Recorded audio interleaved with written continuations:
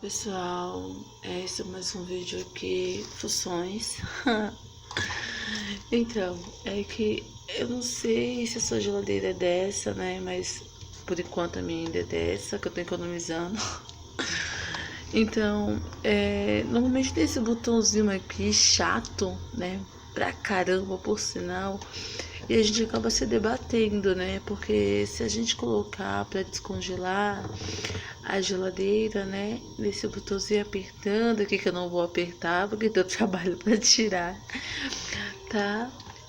Você apertando esse botão vai descongelar a sua geladeira. Só que o que acontece? Você aperta e depois para desapertar. Gente, dá um trabalho muito grande. Porém, eu tive que pesquisar para achar uma maneira fácil. E eu trabalho, né, com trufas e eu não posso ficar sem minha geladeira, entendeu?